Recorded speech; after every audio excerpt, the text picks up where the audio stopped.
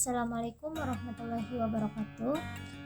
Baiklah, kami dari kelompok 3 yang beranggotakan Aisyah dengan NIM 1914040047, Nur Fadilah dengan NIM 1914040054, Mustika Rahim dengan NIM 1914040068, Afristi Indah Mardatila dengan NIM 1714040066, dan Ahmad Saibun Tarinduri dengan NIM 1914040067. Baiklah, kami akan menjelaskan mengenai jenis-jenis penelitian eksperimen. Tujuannya untuk memenuhi tugas metodologi penelitian dengan dosen pengampu Ibu Fitria Martika MPD. Yang pertama, pengertian eksperimen. Frankel dan Wallen menyatakan bahwa eksperimen berarti mencoba, mencari, dan mengkonfirmasi. Creel menyatakan bahwa pengertian metode penelitian eksperimen digunakan apabila peneliti ingin mengetahui pengaruh, sebab akibat, atau variabel independen dan dependen. Eksperimen adalah metode penelitian kuantitatif yang digunakan untuk mengetahui pengaruh variabel independen, treatment atau perlakuan terhadap variabel dependen hasil dalam kondisi yang terkendalikan. Selanjutnya yaitu langkah-langkah penelitian eksperimen. Yang pertama, meneliti literatur yang berhubungan dengan masalah penelitian. Yang kedua, mengidentifikasi dan membatasi masalah. Yang ketiga, merumuskan hipotesis. Yang keempat, menyusun rencana secara lengkap dan operasional yang meliputi beberapa cara. Yang pertama, menentukan variabel bebas dan terikat. Yang kedua, memilih desain yang digunakan. Yang ketiga, menentukan sampel. Yang keempat, menyusun alat. Yang kelima, membuat outline prosedur pengumpulan data. Yang terakhir, merumuskan hipotesis statistik. Langkah selanjutnya yang kelima yaitu melaksanakan eksperimen. Yang keenam, menyusun data untuk memudahkan pengolahan. Yang ketujuh, menentukan staf signifikansi yang akan digunakan dalam menguji hipotesis. Yang selanjutnya, mengolah data dengan metode statistika, menguji hipotesis berdasarkan data yang terkumpul, melakukan penafsiran, dan yang terakhir, membuat kesimpulan. Selanjutnya yaitu karakteristik penelitian eksperimen. Eksperimen pada intinya adalah pengamatan atau observasi terhadap hubungan kausal antara munculnya suatu akibat dan sebab tertentu melalui suatu upaya sengaja yang dilakukan oleh peneliti. Ciri-ciri yang membedakan eksperimen dari jenis penelitian lain adalah adanya manipulasi variabel kontrol, penugasan random, dan perlakuan atau treatment. Sedangkan karakteristik yang utama penelitian eksperimen yaitu manipulasi variabel. Manipulasi variabel terdiri atas 3 bagian. Yang pertama yaitu bila kita melakukan eksperimen, maka secara sengaja kita mengintervensi terjadinya hubungan kausal. Yang kedua, situasi yang diasumsi sebagai penyebab munculnya gejala secara sengaja dimanipulasi.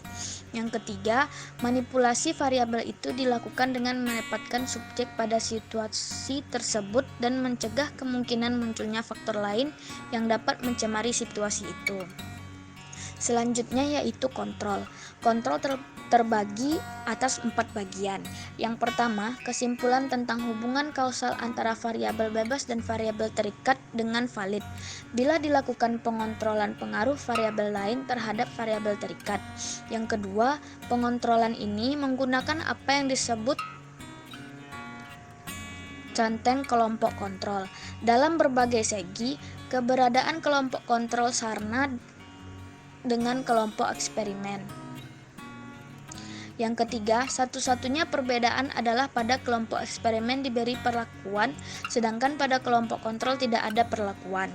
Dengan demikian, bila muncul gejala yang berbeda antara kedua kelompok, maka itu dianggap sebagai pengaruh perlakuan atau treatment effect.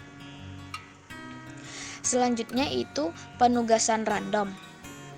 Penugasan random terbagi atas 3 bagian.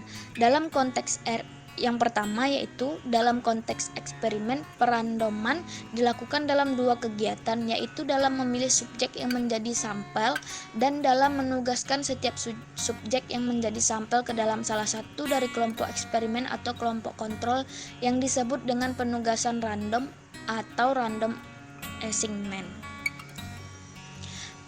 Yang kedua, pemilihan random berfungsi membuat kelompok subjek yang menjadi sampel itu representatif terhadap populasi. Yang ketiga, adapun fungsi penugasan random adalah agar sebelum pelaksanaan eksperimen, baik kelompok eksperimen maupun kelompok kontrol keadaannya sama. Sehingga bila setelah eksperimen terjadi, perbedaan pada kedua kelompok itu, perbedaan yang terjadi adalah pengaruh dari perlakuan. Yang terakhir yaitu perlakuan atau treatment, terbagi atas 3 bagian. Yang pertama yaitu di muka telah dijelaskan bahwa eksperimen pada intinya sama dengan observasi. Perbedaan antara keduanya terletak pada objek yang diamati. Yang kedua, pada observasi yang bukan eksperimen, objek yang diamati telah ada, sedangkan pada eksperimen, objek yang diamati itu diciptakan situasi munculnya oleh peneliti. Yang ketiga, memunculkan objek pengamatan itu adalah melalui perlakuan atau treatment. Selanjutnya, validitas eksperimen. Validitas adalah karakteristik yang paling penting untuk dipertimbangkan saat membangun atau memilih teknik tes atau pengukuran. Shadis dan kawan-kawan menegaskan bahwa validitas merupakan properti inferensi, bukan properti rancangan eksperimen atau metode. Oleh karena rancangan yang sama mungkin akan memiliki inferensi yang lebih valid atau kurang valid tergantung situasinya. Terdapat 2 kondisi yang harus diterima yang diacu sebagai validitas internal dan validitas eksternal. Yang pertama, validitas internal. Validitas internal adalah sejauh mana hasil sebuah studi penelitian klinis tidak bias. Validitas internal mengacu pada kemampuan desain penelitian untuk menyingkirkan atau membuat masuk akal penjelasan alternatif hasil, atau masuk akal dugaan sementara. Faktor-faktor yang mempengaruhi validitas internal, yang pertama sejarah atau histori. Peristiwa yang terjadi pada waktu yang lalu yang kadang-kadang dapat berpengaruh terhadap variabel keluaran atau variabel terikat. Oleh karena itu, terjadinya perubahan variabel terikat kemungkinan bukan sepenuhnya disebabkan karena perlakuan atau eksperimen, tetapi juga dipengaruhi oleh faktor sejarah atau pengalaman subjek penelitian terhadap masalah yang dicobakan, atau masalah-masalah lain yang berhubungan dengan eksperimen tersebut. Yang kedua, kematangan atau maturitas. Perubahan yang terjadi pada variabel terikat bukan saja karena adanya eksperimen, tetapi juga disebabkan karena proses kematangan pada subjek yang mendapatkan perlakuan atau eksperimen. Yang ketiga yaitu seleksi atau selection. Dalam memilih anggota kelompok eksperimen dan kelompok kontrol, bisa terjadi perbedaan ciri-ciri atau sifat-sifat anggota kelompok satu dengan kelompok yang lainnya. Dengan kata lain, perubahan yang terjadi pada variabel terikat bukan saja karena pengaruh perlakuan, tetapi juga karena pengaruh pendidikan. Yang keempat yaitu prosedur tes atau testing.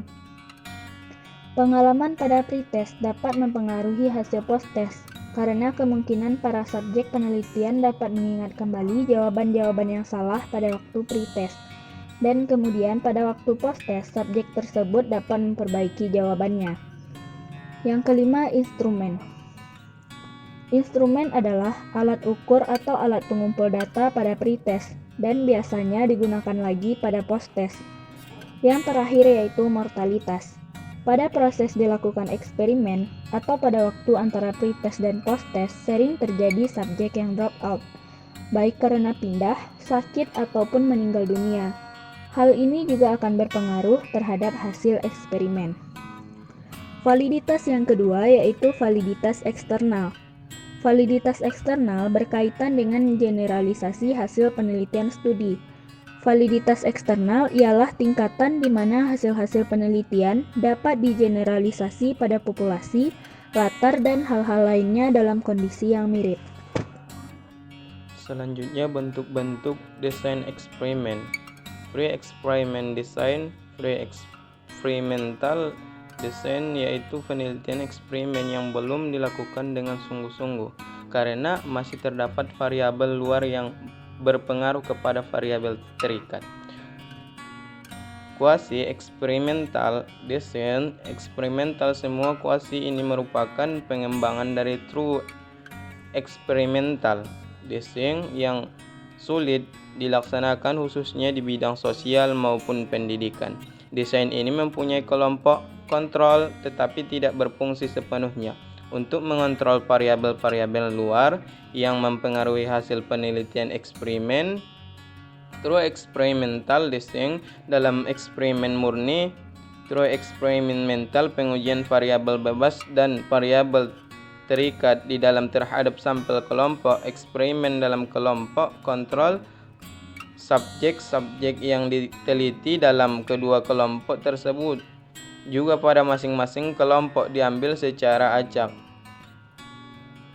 Faktorial eksperimental design. Eksperimen faktorial adalah salah satu jenis desain eksperimental yang terdiri atas dua atau lebih variabel independen dengan memperhatikan kemungkinan adanya variabel moderator yang mempengaruhi perlakuan atau treatment variabel terhadap hasil atau. Cukup sekian makalah kami. Assalamualaikum warahmatullahi wabarakatuh.